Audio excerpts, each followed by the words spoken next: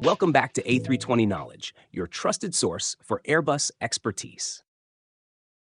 Today we'll be diving into the dual tank pump low pressure ECAM procedure.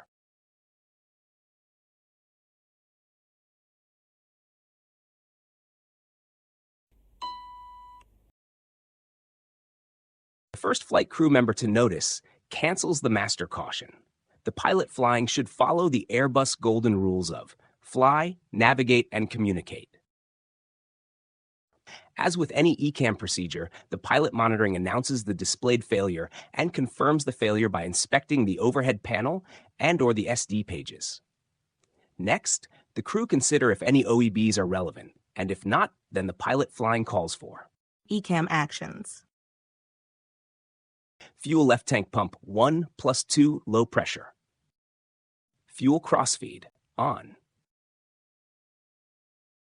Engine mode selector ignition. Left tank pump 1 off.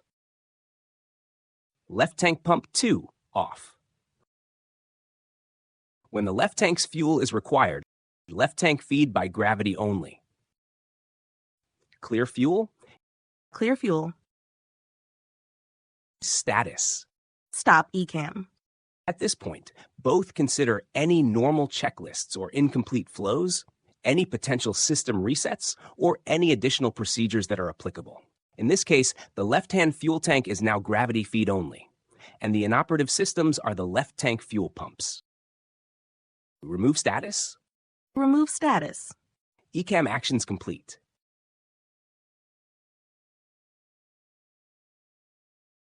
As expected, this alert triggers when the pressure of the tank pumps is low. It is inhibited in flight phases 3, 4, 5, 7, and 8, which is from first engine to takeoff power until 1,500 feet, and again from 800 feet until 80 knots on landing. The fuel crossfeed on line only appears if above flight level 150, as this is the normal gravity fuel feed ceiling when the fuel has not been deaerated and the flight level has not exceeded flight level 300. A point to note, the alert is automatically recalled when either climbing or descending through flight level 150. As long as the fuel crossfeed is closed, the associated engine is fed by gravity only.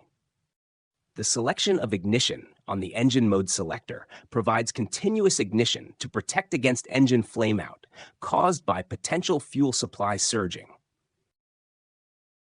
When the left tank fuel is required, the QRH gravity fuel feeding procedure guides the fuel crossfeed to be closed in accordance with the gravity fuel feeding ceiling. It will also guide the crew to avoid negative G factor to prevent the fuel from surging and reduce the risk of an engine malfunction.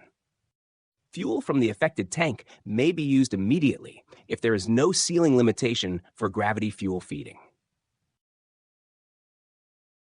Thanks for tuning into this tutorial on the dual tank pump low pressure ECAM procedure.